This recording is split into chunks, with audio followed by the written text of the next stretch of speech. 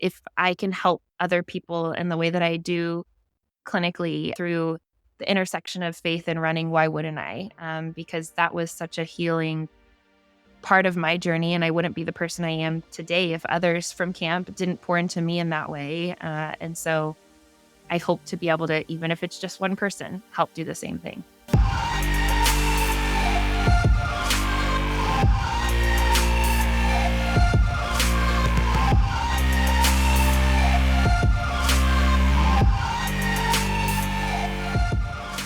Okay, welcome to, or welcome back to, the Altitude Project podcast. I'm your host, Thomas Madden, and through what I've experienced in running, I have developed a passion to help athletes experience fulfillment in knowing God and worshiping Him through their sport. I serve on staff with the Altitude Project, which is a summer training camp in Mammoth Lakes, California, that develops collegiate distance runners to excel in competitive running and Christian living. But it's much more than a camp. The Altitude Project has become a community of athletes that have been transformed by God's love and grace. So the purpose of these conversations is to understand how they have encountered God's love and grace, how they came to place their faith in Jesus Christ, and how their faith has influenced how they view themselves, running, and the world around them. Whether you've been a Christian for a while, or just started following Jesus, or you're simply curious about how faith and sport connect, I hope these conversations will inspire you to invest not only in your physical training, but also in your spiritual development. Now, before we introduce today's guest, if you want to join or support our community, there's a few ways you can do that. First, if you're a college runner, you can come to camp this summer. Head over to altitudeproject.com or use the link in the show notes or description to register. Second, tell your friends. Tell them about us. Share this podcast with them. Show them how to find it and subscribe. This is the best way to reach others. Finally, on the website, again, that's altitudeproject.com, you can learn more about how you can support the camp with your finances or prayers. This conversation is with Tyler and Cali Werner, co-directors of the Altitude Project, which is a training camp in Mammoth Lakes, California, that helps develop collegiate distance runners to excel in competitive running and Christian living.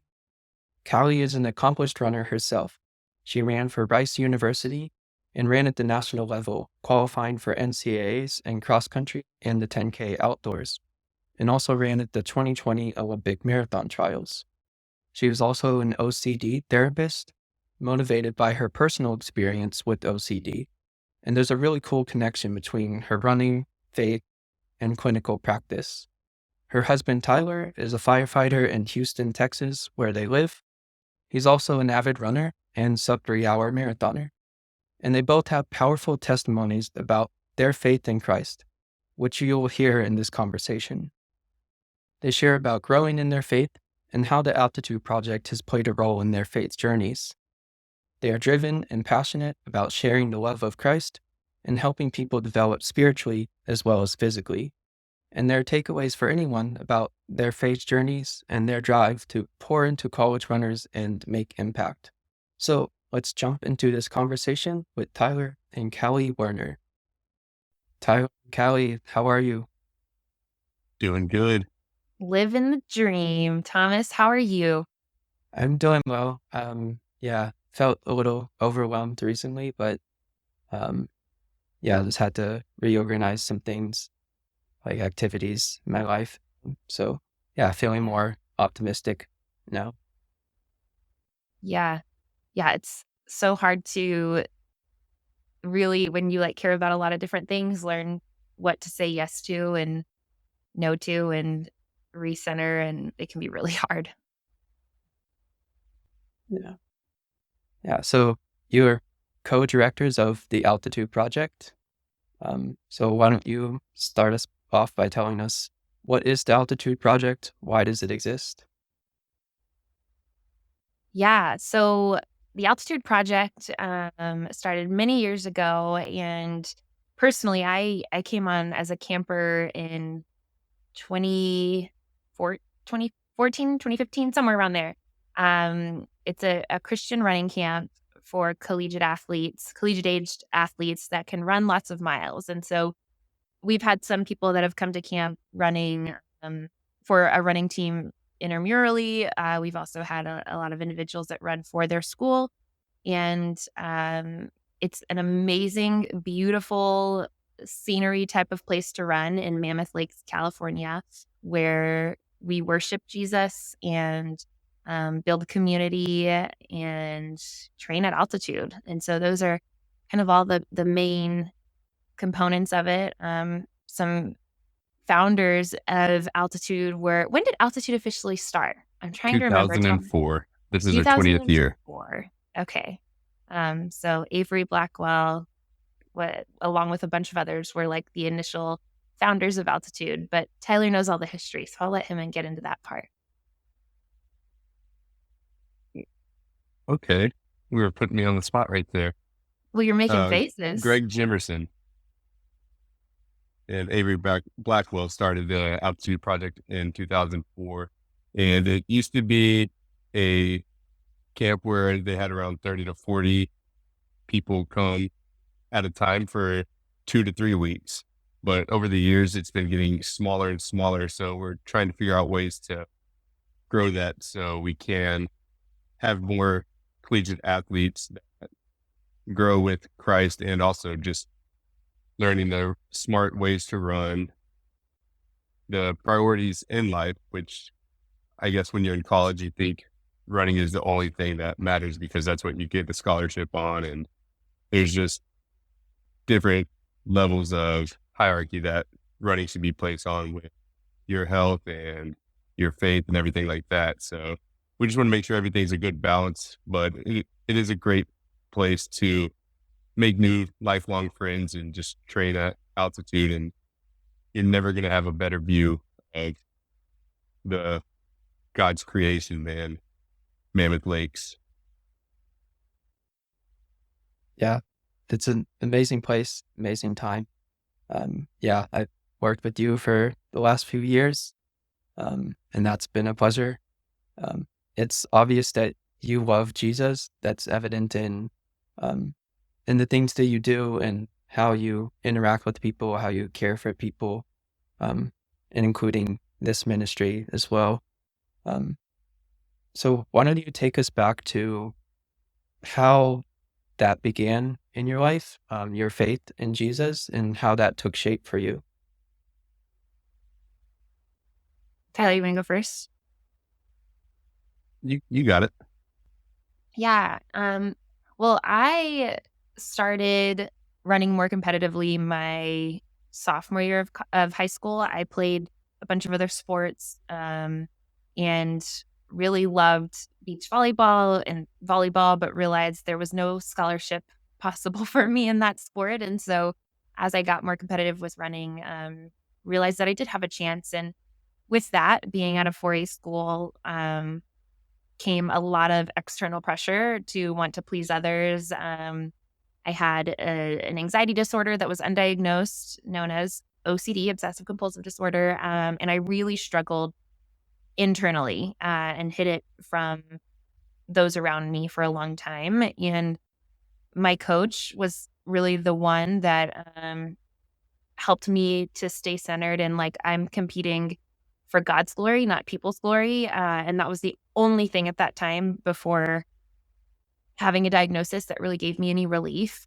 And so pouring into devotionals when I was in high school and just reading the word brought a lot of peace, listening to Christian music. And I think looking back during that time of my life, I really pursued God out of fear. And I don't mean that in a positive way. I mean that in a, like, I was just kind of so afraid of everything that I still felt like I wasn't really doing it fully by choice, but fear. And it wasn't until, honestly, after college when I really was able to let go of this fear of competing, the what ifs, I don't do well, or what if this thing happens, and kind of changed it to this mentality of even if this thing happens, God still loves me. And there's been so much freedom in running with that mindset instead of running out of fear. And so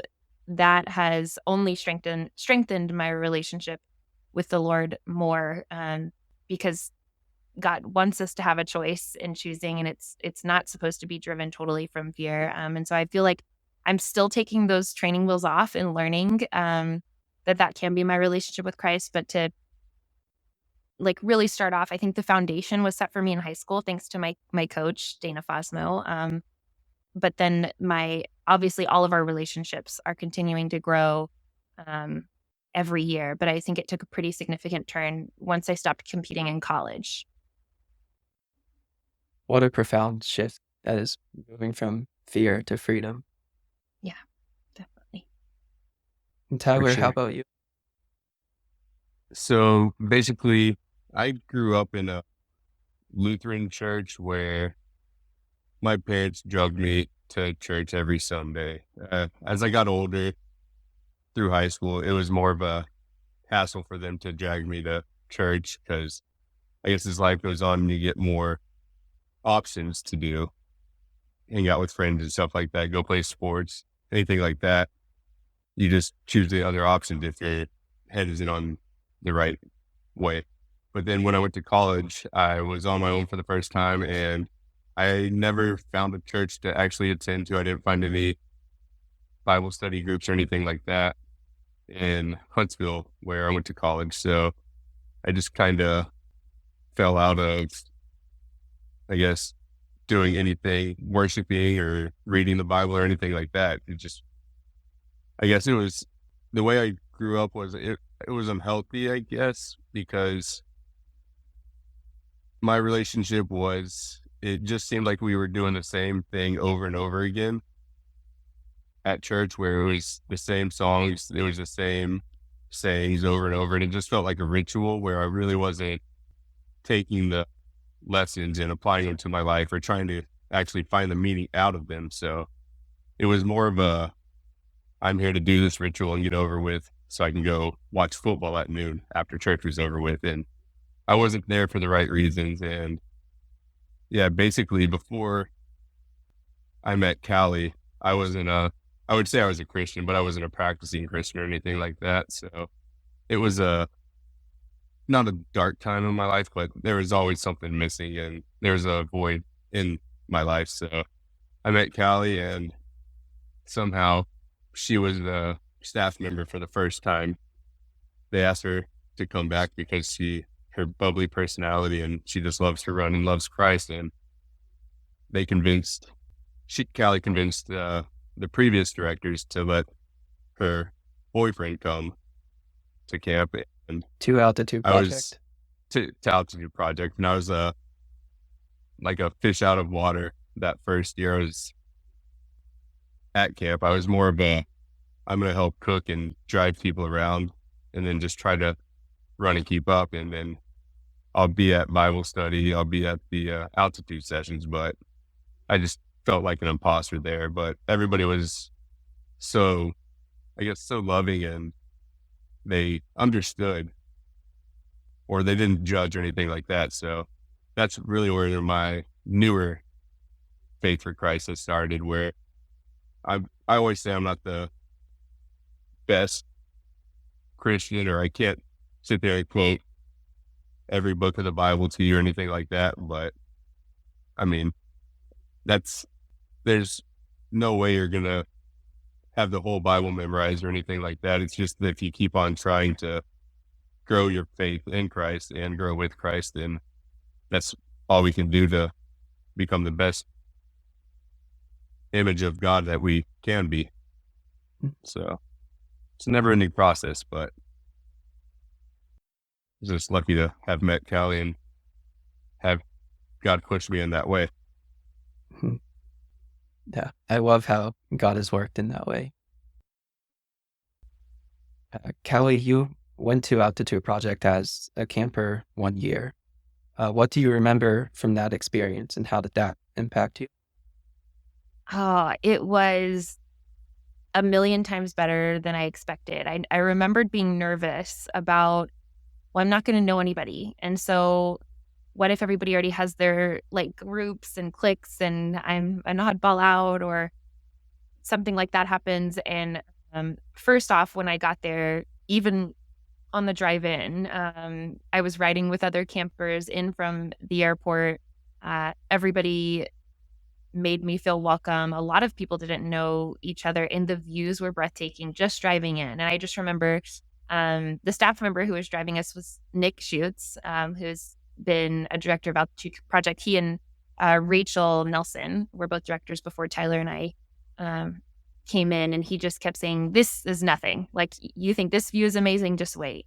And sure enough, like the views after that were just as breathtaking, if not more. But it was such an amazing community, and I think something I wish Cali before coming to altitude camp would have known is, gosh, you are going to be around so many people that have such similar interests to you. You can't not become close best friends. And I mean, we built relationships faster than I thought was possible. And there really wasn't in a single time where I felt isolated or left out or like I didn't belong.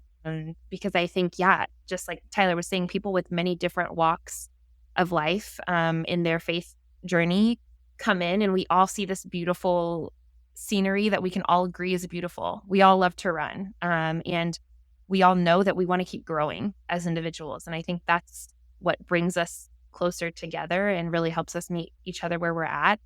That piece, climbing up this beautiful waterfall to Yosemite was another really big takeaway. And then we played the game Chubby Bunny, which we've continued that tradition since my year at camp, where you stick as many marshmallows into your mouth and try to say the words Chubby Bunny, and just laughed harder than I had laughed all year. And that happens, I can say without a doubt in my mind, every year at camp. Like I leave having just as many miles as I do ab workouts from laughing so hard. And yeah, just so many beautiful memories that I would take with me every step of the way. And it really helps you reset, at least for me. For the summer, I train in Houston where the weather is 90 degrees plus a lot of the time, very flat, not a lot of views to look at. I love my home city, but it's not the most beautiful for running. And so when you get to altitude, I really just feel like you get to reset and reignite that love for running that maybe gets a little burned out at times with summer training. And so, yeah, those would be some of the really big pieces. Also, forgot one more thing. My year that I went, we had for worship, we had a guitar player. And so it was so cool to sing worship songs together while he played the guitar to some really classic Christian songs. And now at altitude so far, we've been listening to songs on audio, but Tyler has been sort of learning the guitar. So maybe one day he'll get back to that and help us with a different type of worship at camp soon. He's already had carpal tunnel surgery at 32, so I don't think it's going to happen. One can dream. Yeah. And you've been on staff since 2018? Yeah, 2018. That's when like the first year I was on staff, Tyler proposed to me at camp. And so that was his year that he was just sharing. He felt like an outsider, but was just as much of an insider as everyone else at camp, and wouldn't have been the same without him there. And I know I might have a biased opinion because now I'm married to him, but yeah, I think that was a very memorable year for us too. So for that reason. Yeah, that's really cool that how it's played a part in your lives and Tyler, your faith journey and yeah, both of your lives as joining together in marriage. Yeah. Yeah, what motivated you to step into the roles of directors? You go first, Tyler. I want to say it was we had a long talk about becoming directors of Altitude Project just because we knew Nick and Rachel had been doing it for, I want to say, almost around 10 years, and they were trying to move on to different things in their life. Rachel's starting a family and Nick is going off to other projects where he's traveling the world and spreading the word of Christ. And somebody had to take that step up. And I think we just sat there and kind of prayed about it and had a lot of long discussions. And it was like, I mean, this opportunity is not going to come for anybody. Not everybody gets the chance to just, I guess, kind of take over a running camp where you get to go to Mammoth Lakes every year and train and then hang out with younger kids just to rejuvenate that youthfulness that we used to have when we were a lot younger too. And I think after praying about it, we decided we'll take that leap and go forward with telling Nick and Rachel that, hey, we will be directors of this camp, but you'll have to stay around for another year or two just to help us with the transition. Because I think I was 26 years old, maybe, or 27 the first year that I went, and I was just learning life and everything, and I'm still learning how to be an adult, I guess. But We all are. yeah, parents are really good at faking it. But yeah, it was a scary thing just because learning how to run a camp and everything that goes along with it is something that I was never used to. Callie's not used to. We didn't go to school for any of that, but it's just, luckily they helped us out a lot, and we felt the highs and lows of it, but somehow we're still doing it. And every year we get campers to come back. So it's a amazing camp. They always bring friends back too. So we must be doing something mostly right.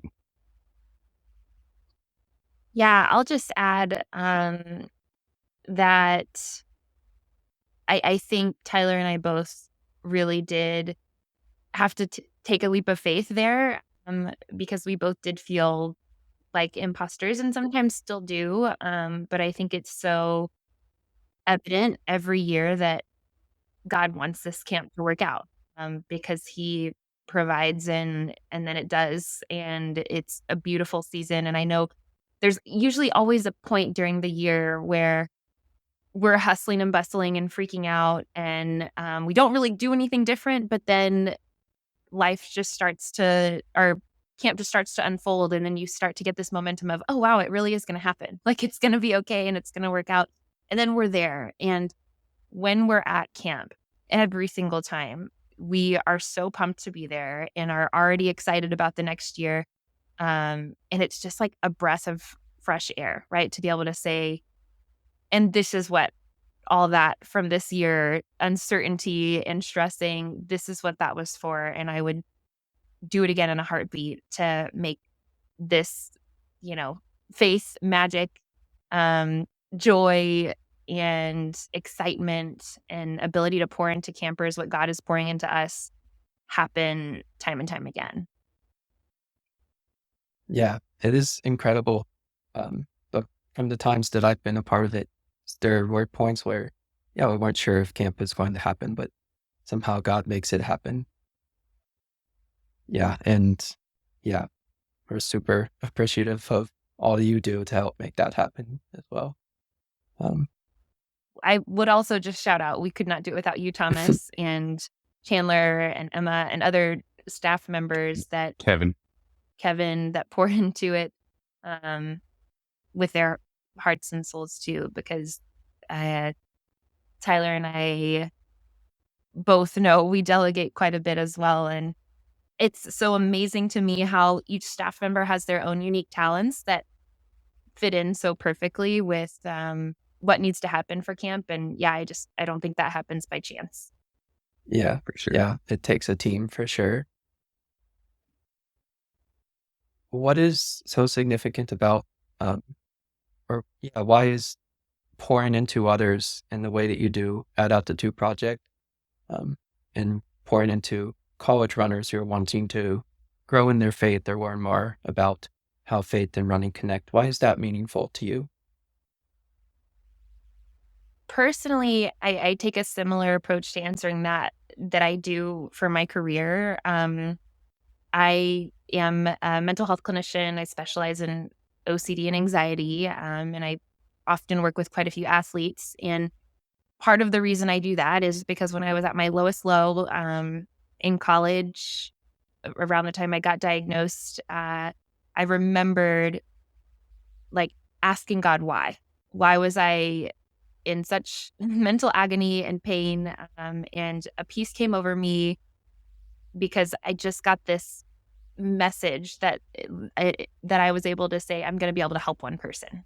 And like, that's the reason why. And I just needed to know that it wasn't all for nothing. And I think I lost sight of my faith for a moment in that pain. But to have that peace come over me and to think I'll be able to help one person. And now the irony of this is what I do for a living. And I see people back to back each day. And it's amazing, is so incredible. And so similarly, faith is what got me through those really trying times when I was in high school and college.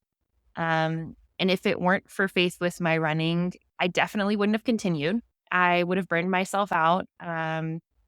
I really lost my love for my sport when I was pretty sick and had to work to get it back. And that's all due to my faith and trust that my identity wasn't just in myself, because anyone that has their identity fully in themselves, it's a lot of responsibility to carry and bear. And so, um, if I can help other people in the way that I do clinically, through the intersection of faith and running, why wouldn't I? Because that was such a healing part of my journey, and I wouldn't be the person I am today if others from camp didn't pour into me in that way. And so I hope to be able to, even if it's just one person, help do the same thing. Awesome. Tyler, did you have anything? Yeah. So I kind of like to give back, I guess, the way that if we've had past campers come to camp and they've always asked the question, well, I'm not a Christian or I'm not a strong believer. Can I still come to camp? And we welcome everybody with open arms because, yeah, you don't have to be a Christian to come to camp, but we do ask that they sit there and participate with all the Bible studies and altitude sessions and worships at night. And I think in the past, I've had the chance to sit down one-on-one with them and then talk about my journey with Christ and being a follower when I was younger and then kind of falling off the wagon and then coming back as a stronger follower. It's a great thing for them to hear because if they are lost in life or have a lot of different questions that are unanswered and they're looking for something to follow, but they just don't know what, it's just a great opportunity to where better to get kickstarted with your faith than Mammoth Lakes, California, with other people that share and are just exploding with the love for Christ. So I think it's just a kind of to have that other person there with them so they don't feel just so left out or anything like that or nervous to come. Can I say something about that too? Just to see or to like really share why another reason I think Tyler is there.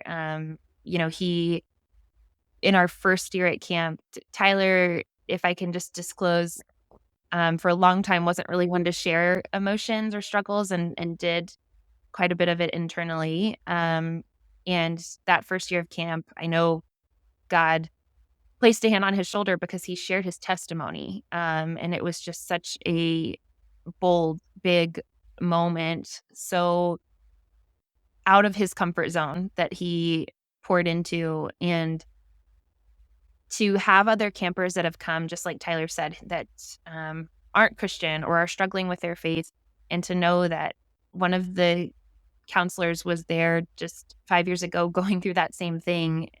It's really cool for them, I think, to see where Tyler is now, and how much God has worked on our relationship and our hearts. And I have to say that so much of that is because of the doors that God has opened for us at camp. And so, yeah, I think it's really helpful for other campers to be able to see that Tyler is human, that we're all human. All of us staff are human, that make mistakes and grow along with them. And so I think that's such a beautiful reason, a beautiful contribution that Tyler is able to give as a staff member. I think that's one thing where you said, like, I am human or other staff is human. That's one thing that we tell the campers a lot is just because we're older than you or we seem like we have everything together, we're still just like our younger selves in college. We're still trying to figure everything out. We don't have all the answers. I think that's one of the big things too, is we're just like you still, but we just have a little more years on us, but we're still in that learning phase of always seeking more and seeking more of a relationship with Christ and someone to share all the burdens that we have. Because when you get older, there are more burdens, but you always have to have something to fall back on. So Right. Yeah, as you mentioned earlier, your relationship with God is a never-ending process. And so we're all growing in it together, staff and campers alongside each other. For sure. Are you more interested in impacting many or going deep with a few? For me, just like I shared earlier, the reason I held on to hope that my mental illness was not going to continue carrying me down is because I could help one person. And I think that is such a tough question because like all of the breaking points in my life, I just needed to know about the one. But when I'm in a good place, it's easy for me to say, well, yeah, I want to help the many. But I think that's where we have to take a step back and realize that by helping the one, we might be helping the many, right? Just like pouring into that individual. And maybe it's more about meeting people where they're at. Like at camp right now, just like Tyler said, we've usually had smaller numbers. And so it's easier to make those one-on-one connections. And I think that's something that we really try to do as staff members at Altitude Project. But yeah, you never know how that seed's going to plant. And if there's opportunities, God provides bigger platforms along the way if that's meant to take place. Yeah, so going deep with a few or even just one can lead to a greater impact on a lot of people that they interact with. Totally. Yeah. Yeah. Tyler, do you feel the same way? yeah, I'd say mine would be more than many because like Callie said earlier, I grew up not sharing a lot of feelings and stuff like that. So it is still more difficult for me to, or more awkward for me to share my past lives and current feelings and just have those one-on-one conversations where we get real deep because I make a lot of jokes and sarcasm and stuff like that. So I like to say that I like to impact many, but every year I'm slowly getting that deeper one-on-one connection with the campers, and it's of great help for me and usually or hopefully them as well, just hearing both sides of the stories and stuff like that. So I'd say it's an all-around thing where you want to help as many people as you can, but just naturally sometimes that one-on-one deeper connection does happen. So Mhm. Yeah, that's Yeah, interesting. I would have thought you'd say the other, but yeah, that's go what ahead, I Callie. was gonna think too. Yeah, no, I was about to say literally the same thing. Is I thought Tyler would have said the other, but the way he explained it totally makes perfect sense. And I think that that's just something that reminds me that camp will challenge you in the right ways, right? Tyler saying that it's easier to share parts of the testimony that you have more control over with a larger group, but there's going to be moments where you get stuck in those one-on-one interactions and you have to challenge yourself to really lean into it. And, I think sometimes we forget that those moments that challenge us are where we really grow if we take the right approach. And so it wouldn't really be an opportunity for us to grow as Christian distance runners if we didn't get challenged at times. But I think we're really challenged in the right ways at camp. Do you seek out challenges like to grow in your faith? Do you seek out ways that you are challenged in your faith? Or does it just happen? I I would say the last few years, something God has placed on my heart to do a better job at is take the right type of constructive criticisms or feedback and utilize it. I think there was a time in my life where I took all feedback and I took it to heart very deeply and had a really hard time processing it and would beat myself up for it. And now I try to look at that feedback as opportunities to really improve and be better. And that's such a lighter, more freeing way to do it. And so, in that sense, yeah, I think I definitely seek out challenges. And then I think there's moments where, candidly, um, my anxiety can still make it a little bit challenging to seek out challenges. I think just this last year at camp, we were talking about social media, and like I had this internal conflict going on with, well, why am I sharing all this mental health awareness? Is it because of like wanting to build my own platform, or is it because I'm trying to create more of a platform for the right reasons to share in faith and in God?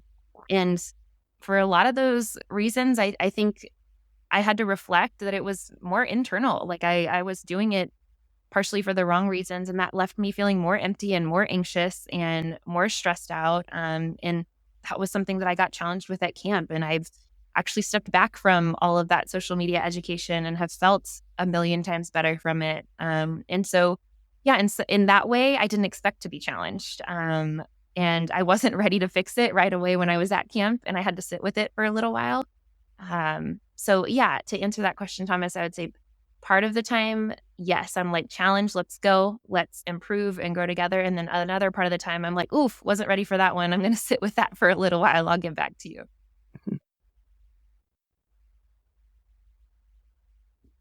Yeah, Tyler, how about you? So the question was challenges in faith, correct?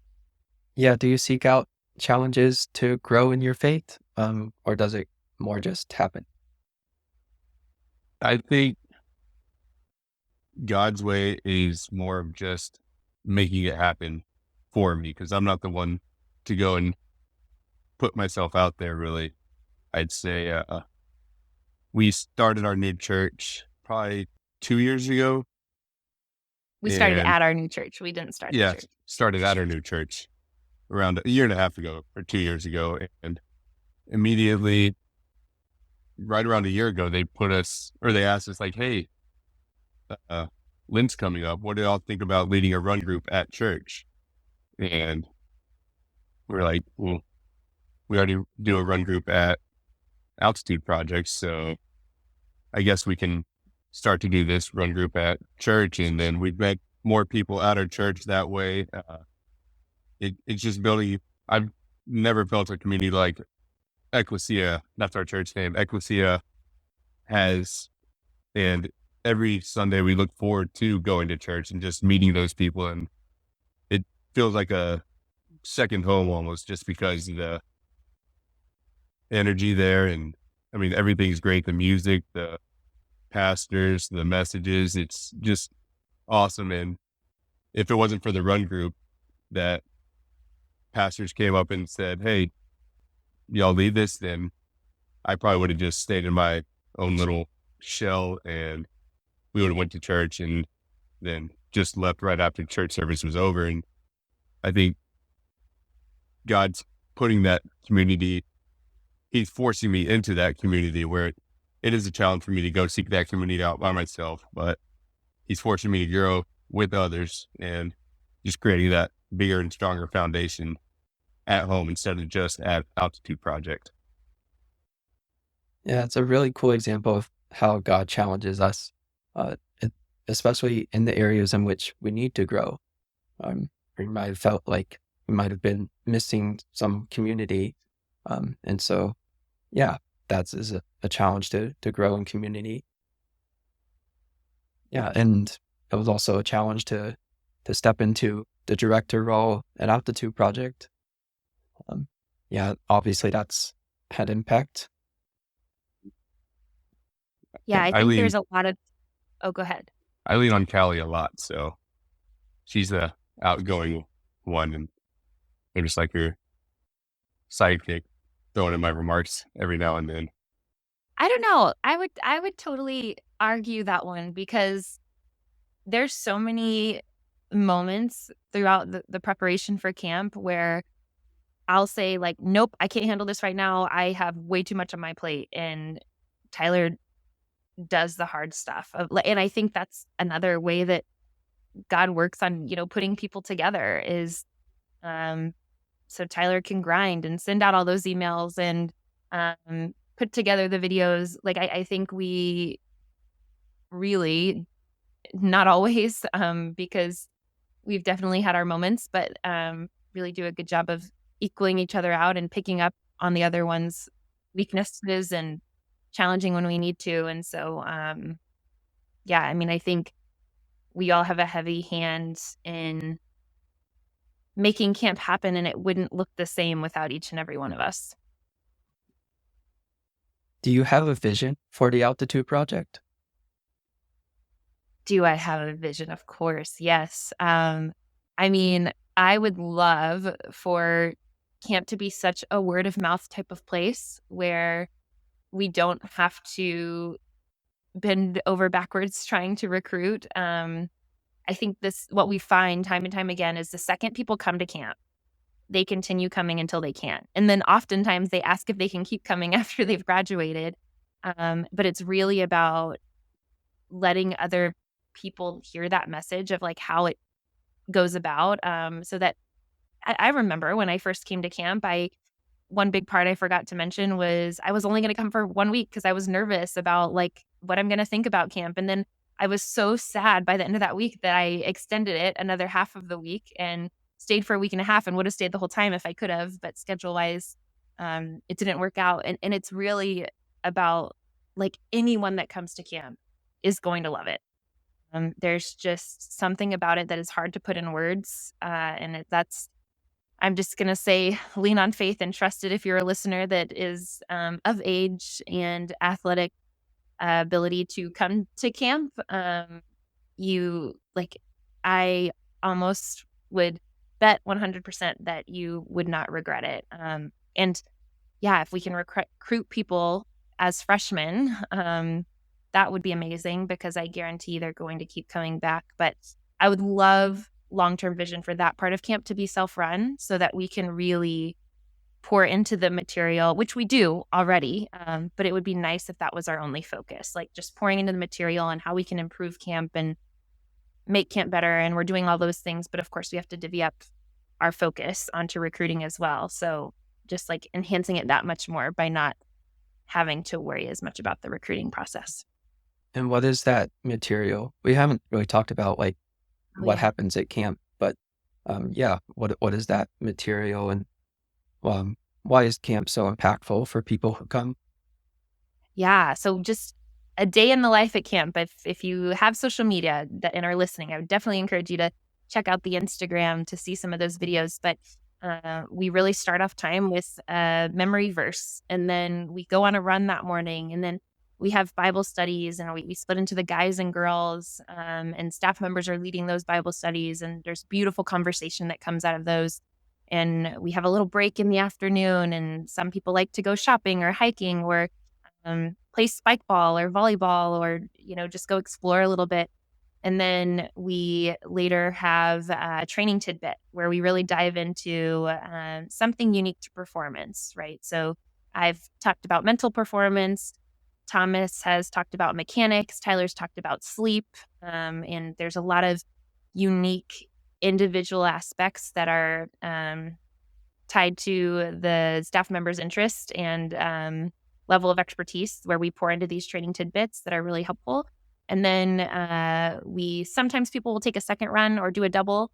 and they have a little bit more free time. And then we have an altitude session that's led by one of the staff members, and that's where um, it's really a sermon, kind of, is how I would explain it, about the theme of camp. It's tied to the theme of camp. So, like running with endurance, what that means has been a camp theme. We've had the camp theme of leadership in the past, and having childlike faith. These are all some things that have been talked about at camp. What was our camp theme last year? Why am I blanking on that? Endure. Endure. Yeah. So we try to tie these altitude sessions into that, and it challenges and helps us grow in the ways that we needed. And then, yeah, in between all these times, there's lots of fun. We go swimming, we go to Yosemite, we explore really beautiful parts of God's creation, and like I said earlier, laugh as hard as possible, and really embrace all that God has to offer. So the parts of camp that we're creating, we're working on those Bible studies. We are putting together a camp binder where it has like all of the menus that are tied to what we're going to eat each day for camp, the schedule of events, and then some notes for altitude sessions and Bible verse memories, or memory verses that we hope that campers remember and can get a prize if they do. So yeah, all of that is put in this unique, pretty binder that's printed and given to every camper, along with like, what are our t-shirts going to look like, and all these We norms actually of most camps that are run. we actually have an upgrade for t-shirts this year, so that'll be nice. But I Yeah, don't Artletic Apparel is my current sponsor, and so they can help get us a discount if we're interested. some racing singlets and stuff like that. So it'll be a new material and new designs and all that stuff. It'll look really cool. That's really cool. Yeah, shout out to Chandler. He introduced me to them. Staff Chandler member. Matthew, one of the staff members. Yeah. Tyler, did you have anything to add to the vision for Altitude Project?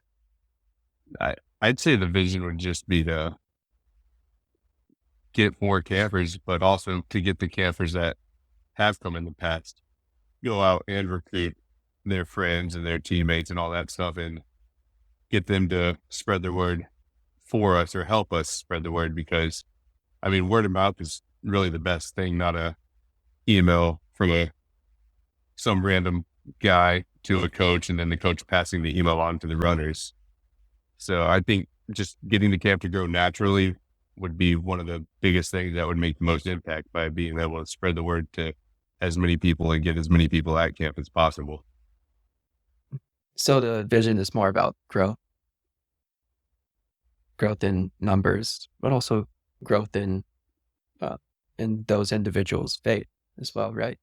Yeah, Yeah, yeah. just getting to The- change as many people's lives as possible. And I would say is the main thing.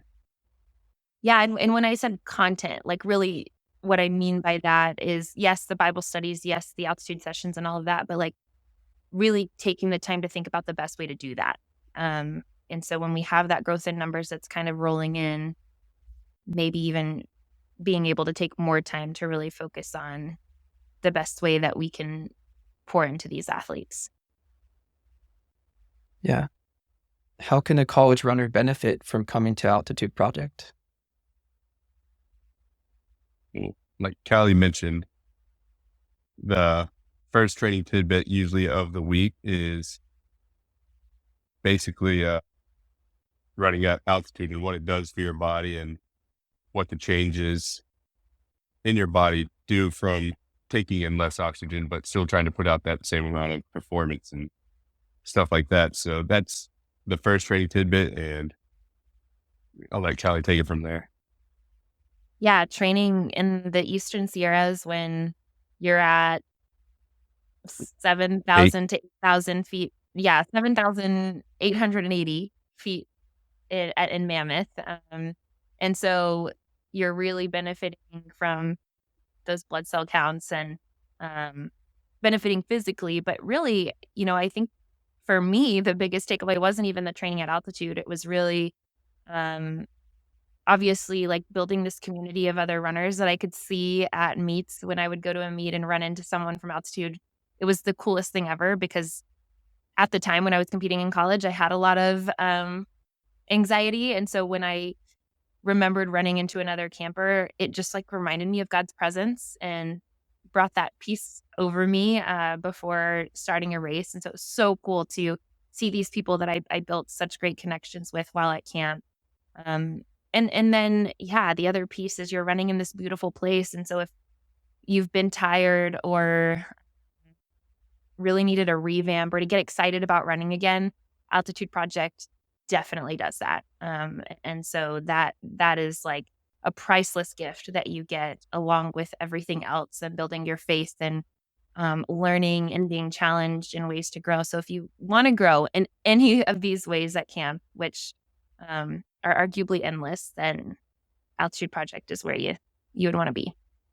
I'd also say before you start your cross country season that year, running up mountains or pretty much running up mountains, running dirt trails and stuff like that, doing long runs at 8,000 feet, as well as by the end of the 2 weeks, you're just exhausted. But when you get back home, starting that new season is just going to feel like a breeze compared to the past couple weeks being at altitude, running up those mountains. Because, I mean, for me and Cali living in Houston, we're used to 115-degree weather and pretty much at sea level. So I know when we come back, we're just feeling exhilarated. So imagine being around your teammates and having that little extra edge of, oh, this is just an easy workout. Everybody else took off the summer, but we're killing it right now. And it's just a big mental boost as well to go back to your school with that under your belt. Awesome. Yeah. So as we're wrapping up, where can people find out more about you and about Altitude Project, and how can they register or support the camp? Yeah, so we have a website, altitudeproject.com, and you can find information about all the staff members. You can register from that page, but you can also reach out to us at altitudeproject@gmail.com. And Tyler and my phone numbers are listed on the website, so you can call, text, email, all the things. If you're not sure about camp or you want to meet with us over a Zoom, we'd be happy to hop on and just explain in more detail any questions that you might have. But if you're on the fence about camp, definitely would love to do whatever we can to convince you that you can't not have a great time at camp. It will be such a life-changing, fun, cool, amazing, breathtaking experience, and I can't emphasize that enough. And altitude.project At gmail.com. gmail.com. Mm-hmm. Good catch. Yeah. So be sure to check that out. But yeah, thanks so much for your time and coming on and telling us about Altitude Project. Thanks, Thomas. And for sharing your stories too. Thank you for having us. And I believe you said if kids come that say they heard this podcast, that you'll do a Rocky Balboa impersonation or something like that. So that's always a great thing to see. It is also, like when I was talking about breathtaking, that's not what I meant to include as breathtaking, but that's actually what I was implying. Yeah, there's fun times. Fun times for sure. All right. Thanks so much. Thanks, Thomas.